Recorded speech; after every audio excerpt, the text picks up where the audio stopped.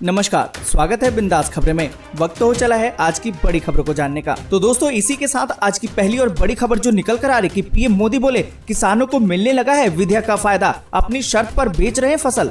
दोस्तों, आपको बता दें कि सड़क से संसद तक भारी विरोध के बीच किसानों से जुड़ा 2 बिल पास हो चुका है। विपक्ष ने इसे काला कानून बताया तो मोदी सरकार का दावा है कि अब किसानों के अच्छे दिन आने वाले हैं। इस बीच प्रधानमंत्री नरेंद्र मोदी ने एक बार फिर से कृषि बिल को लेकर विपक्ष के वार पर पलटवार किया है। पीएम मोदी ने कहा कि विधेयक से कृषि मंडियां खत्म नहीं हो रही हैं। पीएम नरेंद्र मोदी ने कहा कि कल देश की संसद ने देश के किसानों के नए अधिकार देने वाले ऐतिहासिक कानूनों को पारित किया है। मैं देश के लोगों को, देश के किसानों को, देश के उज्जवल भविष्य के आशावान लोगों को भी इसके लिए बहुत बहुत बधाई देता हूं। ये सुधार 21वीं सदी के भारत की जरूरत है। पीएम नरेंद्र मोदी ने पूछा कि हमारे देश में अब तक उपज बिक्री की जो व्यवस्था चल रही थी, जो कानून थे, उसने किसानों के हाथ पांव बांधे हुए थे। इस कानूनी आड़ में देश में ऐसे ताकतवर गिरोह पैदा हो गए थे जो किसानों की मजबूरी का फायदा उठा रहे थे। आखिर ये कब तक चलता रहेगा? पीएम नरेंद्र मोदी ने कहा कि नए कृषि सुधारों ने किसानों को ये आजादी दी है, वो किसी को भी कहीं पर भी अपनी फसल को अपनी शर्तों पर बेच सकता है। उसे अगर मंडी से ज्यादा लाभ मिलेगा तो वो वहाँ अपनी फसल बेचेगा। मंडी के अलावा कहीं और से भी ज्यादा लाभ मिलेगा तो वो वहाँ बेचने से मनाही नहीं करेगा। और साथ ही दोस्तों, आपको बता दें कि पीएम नरेंद्र मोदी ने कहा कि किसानों को मिली इस आजादी के कई लाभ दिखाई देने भी शुरू हो गए हैं, क्योंकि इसका अध्यादेश कुछ महीने पहले निकाला गया था। ऐसे प्रदेश जहां पर आलू बहुत होता है, वहां से रिपोर्ट्स है कि जून जुलाई के दौरान थोक खरीदारों ने किसानों को अधिक भाव देकर सीधे ही कोल्ड स्टोरेज से आलू खरीद लिया है। दोस्तों, जो बिल किसानों के लिए पास किया गया है वो तो आने वाला वक्त ही बताएगा कि वो किसानों के लिए कितना लाभकारी है। और इस पूरी खबर पर आप क्या सोचते हैं, कमेंट करके जरूर बताएं। और आगे बढ़ें उससे पहले वीडियो को लाइक और शेयर जरूर करें, क्योंकि आपका एक छोटा सा लाइक हमारी मेहनत का फल होता है। और इसी के साथ दोस्तों, अगली बड़ी खबर जो निकल कर आ रही कि केंद्र की सौगात से बढ़ेगी किसानों की कमाई। गेहूं, चना, सरसों समेत 6 रबी फसलों पर मिलेगा ज्यादा दाम। दोस्तों, यहाँ पर आपको बता दें कि कृषि विधेयकों को लेकर हो रहे हंगामे के बीच किसानों के लिए एक बड़ी खबर है। मोदी सरकार ने रबी सीजन की फसलों के न्यूनतम समर्थन मूल्य का ऐलान कर दिया है। सरकार ने 6 फसलों की एमएसपी में इजाफा किया है। यहाँ पर आपको बता दें कि प्रधानमंत्री नरेंद्र मोदी की अध्यक्षता में हुई कैबिनेट की बैठक में इसका अहम फैसला लिया गया। कृषि मंत्री नरेंद्र सिंह तोमर ने इन फैसलों से अवगत कराते हुए बताया कि सरकार ने रबी की 6 फसलों के न्यूनतम समर्थन मूल्य में इजाफा किया है। दोस्तों, यहाँ पर आपको बता दें कि सरकार ने गेहूं के दामों में 50 रुपए, चने में 225 रुपए, मसूर में 300 रुपए और सरसों में 225 रुपए, जबकि जौ में 75 और कुसुम की कीमतों में 112 रुपए प्रति क्विंटल का इजाफा किया है। एमएसपी में इजाफे के बाद गेहूं की सरकारी खरीद के दाम 1975 रुपए प्रति क्विंटल हो गए। चना और मसूर की सरकारी खरीद 5100 रुपए प्रति क्विंटल के हिसाब से की जाएगी। वहीं कृषि मंत्री ने कहा कि सरकार ने न केवल एमएसपी में इजाफा किया है, बल्कि किसानों को उनकी मेहनत का दाम मिले, इसके लिए फसलों की सरकारी खरीद में भी इजाफा किया है। कोविड अवधि के दौरान किसान की मेहनत तय करने के लिए रबी सीजन 2020 के दौरान खरीद केंद्रों की संख्या भी बढ़ाई गई है। सरकार कृषि लागत और मूल्य आयोग की सिफारिशों के आधार पर राज्य सरकारों और संबंधित केंद्रीय मंत्रालयों और विभागों के प्रस्ताव विचार करके 22 फसलों के लिए न्यूनतम समर्थन मूल्य तय करती है। दोस्तों, जिस तरीके से सरकार ने 6 फसलों के एमएसपी में इजाफा किया है, इससे किसानों की आय में थोड़ा बहुत इजाफा जरूर हुआ है। क्या ये इजाफा किसानों की इनकम को दुगना कर पाएगा? आप अपनी राय जरूर बताएं। और इसी के साथ दोस्तों, अगली बड़ी खबर जो निकल कर आ रही कि संसद परिसर में निलंबित सांसदों का प्रदर्शन, राज्यसभा की कार्यवाही स्थगित। दोस्तों, आपको बता दें कि संसद में मानसून सत्र का 8वां दिन बीत गया है। रविवार को राज्यसभा में हंगामा करने वाले विपक्ष के 8 सदस्य को सभापति वेंकैया नायडू ने एक हफ्ते नहीं बल्कि पूरे सत्र के लिए सदन से निलंबित कर दिया है। सभापति ने ये कार्रवाई डेरेक ओब्रायन, संजय सिंह, राजीव सातन, के रागेश, रिपुन बोरा, डोला सेन और सैयद नजीर हुसैन और करीम के खिलाफ की है। और इसके साथ ही राज्यसभा के उपसभापति हरिवंश के खिलाफ अविश्वास प्रस्ताव को भी सभापति ने खारिज कर दिया है। उन्होंने कहा कि कल का दिन राज्यसभा के लिए सबसे खराब दिन था। कुछ सदस्यों के आचरण ने शिष्टाचार की सभी सीमाओं को पार कर दिया, जिससे कि सदन की प्रतिष्ठा को नुकसान पहुंचा। और इसी के साथ दोस्तों, आपको बता दें कि सभापति की ओर से की गई कार्रवाई के बाद भी निलंबित होने वाले सांसद सदन में मौजूद हैं। उपसभापति 8 सांसदों को सदन से बाहर जाने के लिए कह रहे हैं। कार्रवाई से नाराज विपक्षी दलों के सांसद सदन में ही हंगामा करने लगे। और दोस्तों इसी के साथ अगली बड़ी खबर जो निकल कर आ रही कि केंद्र पर बरसी ममता बनर्जी, कहा कि किसानों को डरा रही है सरकार, कल से करेंगे नॉन स्टॉप प्रदर्शन। दोस्तों आपको बता दें कि केंद्र सरकार की ओर से मानसून सत्र में पारित किए गए कृषि विधेयकों के खिलाफ विपक्ष लगातार ही विरोध कर रहा है। पश्चिम बंगाल की मुख्यमंत्री और टीएमसी प्रमुख ममता बनर्जी ने कहा कि सरकार किसानों को डरा रही है। केंद्र सरकार कोरोना महामारी को हैंडल नहीं कर सकी और अब वे खाद्य संकट पैदा करना चाहती है। तृणमूल कांग्रेस मंगलवार से इसके खिलाफ सड़क पर उतरेगी और धरना प्रदर्शन करेगी। दोस्तों यहाँ पर आपको बता दें कि मुख्यमंत्री ममता बनर्जी ने कहा कि किसानों को डराया जा रहा है। 8 सांसदों को निलंबित कर दिया गया। हमें लगता है कि टीएमसी और अन्य दलों के सांसदों ने किसानों के लिए सही काम किया है। किसानों को उनकी जमीन से वंचित किया जा रहा है। ये किसानों से जमीन हड़पने का तरीका है। कोरोना महामारी से निपटने को लेकर केंद्र सरकार की तैयारियों पर ममता ने कहा कि केंद्र सरकार कोरोना को रोक पाने में नाकाम रही और अब वे खाद्य संकट की स्थिति पैदा करना चाह रही है। किसानों को डराया जा रहा है। तृणमूल कांग्रेस यानी कि टीएमसी कल से इसके खिलाफ सड़क पर उतरेगी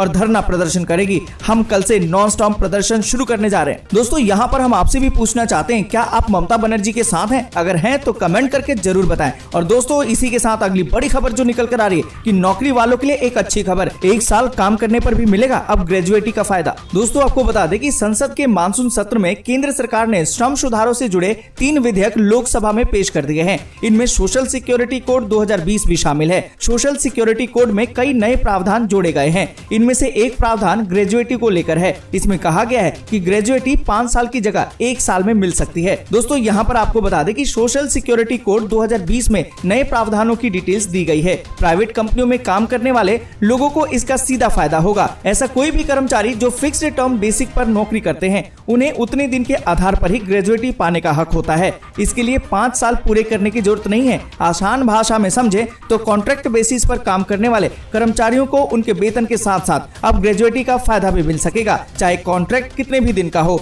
उन्हें वेतन के आधार पर ग्रेजुएटी का भुगतान किया जाएगा। दोस्तों यहाँ पर आपको बता दें कि सोशल सिक्योरिटी कोड 2020 को अभी संसद के दोनों सदनों से मंजूरी मिलनी बाकी है। इसके बाद ही ये कानून बनेगा और कानून बनने के बाद ही इसकी तमाम जानकारी सामने आएगी। अभी सरकार की तरफ से सिर्फ इतनी ही जानकारी रखी गई है। कानून बनने के बाद ही नियम और शर्तें भी लागू होंगी। परंतु दोस्तों इतना तो तय है कि जहां 5 साल में ग्रेजुएटी का फायदा मिलता था, अब वो 1 साल में ही मिलने लगेगा। इस पूरी खबर पर आपकी क्या राय है, कमेंट जरूर करें। और इसके साथ ही दोस्तों अगली बड़ी खबर जो निकल कर आ रही कि बिहार में क्लोन ट्रेनों की हो गई शुरुआत, किराए में बढ़ोतरी से यात्री हैं परेशान। दोस्तों आपको बता दें कि भारतीय रेलवे ने 21 सितंबर से नई क्लोन ट्रेनें चलाने को कहा था और इसका ऐलान भी किया था। अब ये 21 से ये शुरू भी कर दी गई है। इन नई ट्रेनों में बिहार के लिए कई गाड़ियां हैं जो राज्य के अलग अलग स्टेशनों से होकर गुजरेंगी या फिर इन स्टेशनों से चलेंगी। सीपीआरओ राजेश कुमार ने बताया कि पूर्व मध्य रेलवे के अंतर्गत बिहार से 12 जोड़ी ट्रेनें शुरू की गई हैं, जो बिहार से आएंगी और जाएंगी। पूर्व मध्य के समस्तीपुर रेल मंडल से अलग अलग स्टेशनों से 4 जोड़ी खुलने वाली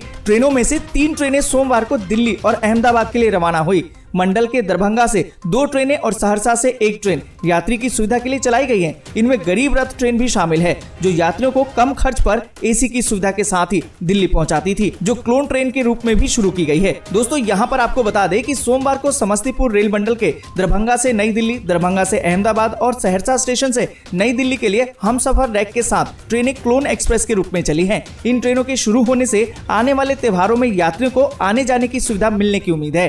क्लोन ट्रेन बिहार के कई महत्वपूर्ण स्टेशनों से गुजरते हुए समस्तीपुर रेल मंडल के अलग अलग स्टेशनों पर आएंगे और जाएंगी भी। और दोस्तों यहाँ पर आपको बता दें कि शुरू के दिन ही यात्रियों को झेलनी पड़ी है समस्या, क्योंकि समस्तीपुर स्टेशन पर यात्रा के पहले दिन ही क्लोन एक्सप्रेस के यात्रियों को परेशानियों का सामना करना पड़ा है। दरभंगा से नई दिल्ली जाने वाली ट्रेन जब अपने निर्धारित समय पर समस्तीपुर स्टेशन पहुंची तो B10 और B11 के गेट ही नहीं खुले। यात्रियों को दूसरे बोगियों से गुजरकर अपनी सीट तक पहुंचना पड़ा। रेल कर्मी ने करीबन आधे घंटे तक गेट खोलने का प्रयास किया, तब जाकर बोगियों के गेट खुल पाए हैं। वहीं B12 के यात्रियों ने शिकायत की कि उनके बोगी में पानी ही नहीं आ रहा है। उन लोगों का कहना था कि तत्काल में 2200 रुपए का टिकट लिया है और अब जब समस्तीपुर में पानी नहीं आएगा तो आगे क्या हाल होगा। दोस्तों जिस तरीके से भारतीय रेलवे लोगों की सुविधाओं को ध्यान में रखकर काम कर रहा है, पर जिस तरीके से यात्रियों को परेशानी हो रही है, इसको देखकर तो यही लग रहा है कि पूरी तरह से ध्यान नहीं दिया गया है। इस पूरी खबर पर दोस्तों आपकी क्या राय है, कमेंट करके जरूर बताएं। और इसी के साथ दोस्तों अगली बड़ी खबर जो निकल कर आ रही है कि पेटीएम का आरोप भारत के डिजिटल इकोसिस्टम पर हावी होना चाहती है विदेशी कंपनी गूगल। दोस्तों आपको बता दें कि डिजिटल पेमेंट कंपनी पेटीएम ने गूगल पर बड़ा आरोप लगाया है। रविवार को कंपनी ने अपने एक ब्लॉग पोस्ट में कहा कि गूगल भारत के डिजिटल इकोसिस्टम पर हावी होना चाहती है। कंपनी ने बताया कि भारत में लीगल होने के बावजूद भी गूगल ने उसे कैशबैक का ऑफर हटाने के लिए मजबूर किया, जबकि गूगल की पेमेंट सर्विस फीचर गूगल पे खुद ही इस तरह के ऑफर देता है। दोस्तों यहाँ पर आपको बता दें कि पेटीएम ने कहा कि ये पहली बार हुआ है जब गूगल ने यूपीआई कैशबैक और स्क्रैच कार्ड कैंपेन से संबंधित नोटिफिकेशन भेजा था और हमें इस मामले पर अपना पक्ष भी नहीं रखने का मौका मिला, जबकि गूगल भी भारत में इसी प्रकार के ऑफर का कैंपेन चला रही है। पेटीएम ने बताया कि भारत में कैशबैक और स्क्रैच कार्ड दोनों ही ऑफर लीगल है और सरकार के सभी नियमों और कानूनों का पालन करते हुए कैशबैक की सुविधा दी जा रही है। पेटीएम ने कहा कि गूगल के पास एंड्रॉइड है जो एक ऑपरेटिंग सिस्टम है और इस पर भारत में 95% से अधिक स्मार्टफोन चलते हैं। गूगल ऐप प्ले स्टोर की पॉलिसी भी भेदभाव वाली है जो अप्रत्यक्ष रूप से डिजिटल मार्केट में गूगल को हावी होने के लिए बनाई गई है। और दोस्तों इसी के साथ आपको बता दें कि दूसरी ओर गूगल ने पेटीएम को बैन किए जाने के मामले पर कहा कि play store fantasy cricket, online casino और दूसरे गैम्बलिंग ऐप को भारत में इजाजत नहीं देता है। अगर कोई ऐसा करता है तो ये पॉलिसी का वायलेशन है और पेटीएम पर भी इसी के तहत कार्रवाई की गई थी। दोस्तों यहाँ पर हम आपसे भी जानना चाहेंगे, क्या आप भी पेटीएम ऐप यूज करते हैं? अगर करते हैं तो कमेंट जरूर करें। और इसी के साथ दोस्तों अगली बड़ी खबर जो निकल कर आ रही है कि 1 अक्टूबर से महंगे हो सकते हैं एलईडी टीवी, सरकार उठाने जा रही है ये बड़ा कदम। दोस्तों आपको बता दें कि अगर आप टीवी खरीदने की प्लानिंग कर रहे हैं और वो भी एलईडी टीवी खरीदना चाहते हैं तो जल्दी खरीद लें, क्योंकि आने वाले दिनों में टीवी महंगा होने वाला है। 1 अक्टूबर से टीवी की कीमतों में जबरदस्त तेजी देखने को मिल सकती है। सरकार ओपन सेल के इंपोर्ट पर 5% कस्टम ड्यूटी और छूट को 30 सितंबर से खत्म कर सकती है। मतलब कि 1 अक्टूबर से इस पर 5% कस्टम ड्यूटी चुकानी होगी और सरकार के इस कदम के बाद टीवी खरीदना आपके लिए और भी महंगा हो जाएगा। दोस्तों यहाँ पर आपको बता दें कि वित्त मंत्रालय के सूत्रों से मिली एक जानकारी के मुताबिक टीवी मैन्युफैक्चरिंग में इस्तेमाल होने वाले ओपन सेल के इंपोर्टिंग पर 5% सीमा शुल्क लगाया जाएगा और सरकार ने पिछले साल इस पर छूट दी थी। पिछले साल टेलीविजन के महत्वपूर्ण उपकरण ओपन सेल पर 1 साल के लिए यानी कि 30 सितंबर तक सीमा शुल्क को हटाया गया था। दोस्तों यहाँ पर आपको बता दें कि टीवी बनाने वाली कंपनियां ओपन सेल का इंपोर्ट करती हैं और कंपनियों का दावा है कि सरकार के फैसले से टीवी की कीमतों में 800 से लेकर 1500 रुपए तक की बढ़ोतरी हो सकती है। देश में मैन्युफैक्चरिंग बढ़ावे के मकसद से ड्यूटी में छूट को खत्म किया जा रहा है। तो दोस्तों अगर आप भी एलईडी टीवी खरीदने की सोच रहे हैं तो पहले ही खरीद लीजिए, क्योंकि बाद में इनकी कीमतें बहुत ही बढ़ने वाली हैं। और इसी के साथ दोस्तों अगली बड़ी खबर की तरफ चलते हैं और आपको बता दें कि बिहार के हर गाँव में मिलेगी अब इंटरनेट की सुविधा, क्योंकि मोदी ने शुरू किया है ये सर्विस। दोस्तों आपको बता दें कि प्रधानमंत्री नरेंद्र मोदी ने आज 21 सितंबर को बिहार के लोगों को डिजिटल इंडिया अभियान के तहत एक बड़ा तोहफा दिया है। प्रधानमंत्री ने राज्य में ऑप्टिकल फाइबर केबल इंटरनेट सेवा की शुरुआत कर दी है। इस सुविधा के तहत बिहार के सभी 45,945 गाँव को ऑप्टिकल फाइबर इंटरनेट सेवा से जोड़ा जाएगा। पीएम ने इस मौके पर 14,000 करोड़ रुपए के 9 राजमार्ग परियोजनाओं की भी आधारशिला रखी है। इस मौके पर पीएम ने कहा कि गांव के इंटरनेट से जुड़ने से जहां गांव के बच्चों के लिए दुनिया भर की किताबों और जानकारियां पहुंच पाना आसान हो जाएगा, वहीं टेलीमेडिसिन जैसी सुविधा भी मिल सकेगी। किसानों को भी खेती की आधुनिक तकनीक के बारे में आसानी से पता चल सकेगा। इस मौके पर पीएम ने कहा कि कृषि सुधारों को लेकर कुछ लोग अफवाह उड़ा रहे हैं। कहा यह जा रहा है कि मंडियां खत्म हो जाएंगी, एमएसपी पर भी सवाल उठाए जा रहे हैं। उन्होंने कहा कि किसानों को इस बात को लेकर चिंता करने की बिल्कुल भी जरूरत नहीं है, मंडियां पहले जैसी ही रहेंगी।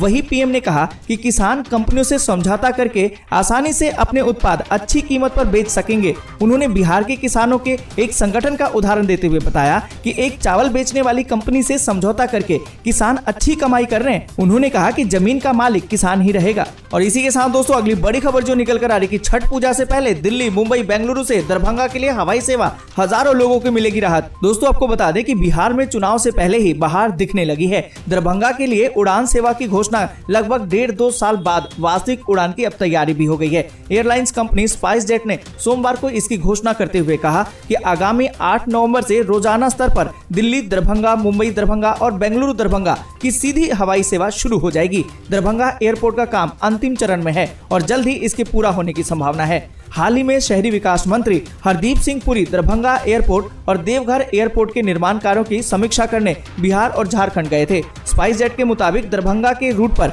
बोइंग 737 और 800 प्लेन की सेवा दी जाएगी। परंतु दोस्तों यहाँ पर आपको बता दें कि स्पाइस जेट की तरफ से अभी इसकी कोई भी जानकारी नहीं दी गई है कि दरभंगा की हवाई यात्रा के लिए टिकट की बुकिंग कब से शुरू होगी। देश के छोटे शहरों को उड़ान स्कीम से जोड़ने के तहत दरभंगा में हवाई सेवा शुरू की जा रही है। हर एक रूट के लिए निविदा जारी कर दी गई है और इसी इसी के साथ दोस्तों अगली बड़ी खबर जो निकल कर आ रही कि कृषि बिल के खिलाफ कांग्रेस ने बनाया मेगा प्लान, नवंबर तक विरोध प्रदर्शन की तैयारी। दोस्तों आपको बता दें कि कृषि बिल के विरोध में कांग्रेस बड़े अभियान की तैयारी कर रही है। कांग्रेस अपने आंदोलन को सड़क से संसद तक ले जाने के लिए कमर कस चुकी है और इस पर बोलते हुए कांग्रेस के नेता रणदीप सुरजेवाला ने कहा कि प्रजातंत्र का गला घोटा जा रहा है। पहले नोटबंदी के द्वारा व्यापार बंदी और अब खेत बंदी, हमने जन आंदोलन की तैयारी अब कर ली है। अगले 72 घंटे में कांग्रेस हर स्टेट हेड क्वार्टर में जाकर मोदी सरकार की पोल खोलेगी। फिर उसके बाद पार्टी कार्यकर्ता राजभवन के सामने प्रोटेस्ट मार्च करेंगे और ये मांग रखेंगे कि सरकार इस कानून को वापस ले। सुरजेवाला ने बताया कि 2 अक्टूबर को हमारे सारे नेता बकायदा धरना प्रदर्शन करेंगे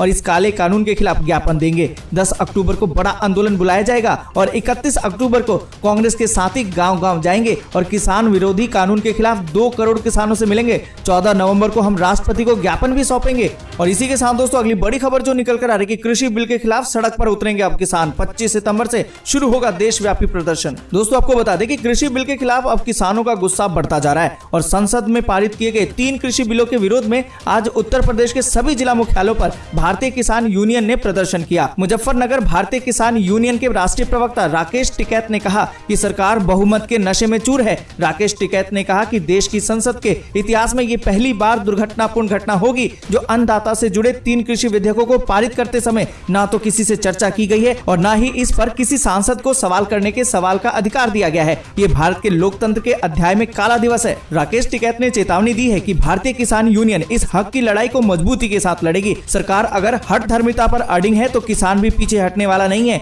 25 तारीख को पूरे देश का किसान इन बिलों के विरोध में सड़क पर उतरेगा और जब तक कोई समझौता नहीं होगा तब तक पूरे देश का किसान सड़कों पर ही रहेगा। दोस्तों अगर आप भी किसानों के साथ हैं तो कमेंट करके जरूर बताएं। और इसी के साथ दोस्तों अगली बड़ी खबर निकल कर आ रही है कि लंबी राजनीतिक चुप्पी के बाद अब नवजोत सिंह सिद्धू फिर होंगे सक्रिय क्योंकि किसानों के साथ अब धरने पर बैठेंगे। दोस्तों आपको बता दें कि लंबे समय से राजनीतिक गतिविधियों से दूरी बनाकर बैठे पूर्व कैबिनेट मंत्री नवजोत सिंह सिद्धू भी अब किसानों के साथ उनके धरने में बैठेंगे। हालांकि इस बारे में सिद्धू ने कोई खुलासा नहीं किया है कि कब से ऐसा करेंगे, लेकिन उनके निकटवर्ती रहे और कांग्रेस के विधायक परगट सिंह ने कहा कि सिद्धू किसानों के धरनों में शामिल होंगे। परगट ने कहा कि मेरी उनसे बात हुई थी और उन्होंने मुझसे कहा था कि आने वाले दिनों में जहां जहां भी किसानों का आंदोलन होगा वे उसमें शामिल होंगे। और इसी के साथ दोस्तों अगली बड़ी खबर जो निकल कर आ रही कि तनाव के बीच चीन पर भारत की पैनी निगाहें, लद्दाख के आसमान में राफेल ने भरी उड़ान। दोस्तों आपको बता दें कि भारत और चीन के बीच लद्दाख सीमा पर तनाव की स्थिति अभी भी बरकरार है। 5 महीने से चल रहे इस खींचतान के बाद अब एक बार फिर से कॉर्प्स कमांडर लेवल की बातचीत हो रही है। चीन लगातार भारत को धमकाने की कोशिश कर रहा है लेकिन हर बार उसे मात ही मिलती है। इस बीच भारतीय सेना की नई ताकत राफेल विमानों ने भी लद्दाख के आसमान में उड़ान भरना अब शुरू कर दिया है। रविवार की देर शाम अंबाला एयरबेस से राफेल विमानों ने लद्दाख के लिए उड़ान भरी और हालात का जायजा लिया। सोमवार को भी राफेल विमान लद्दाख और लेह के आसमान में उड़ान भरते दिखाई दिए थे।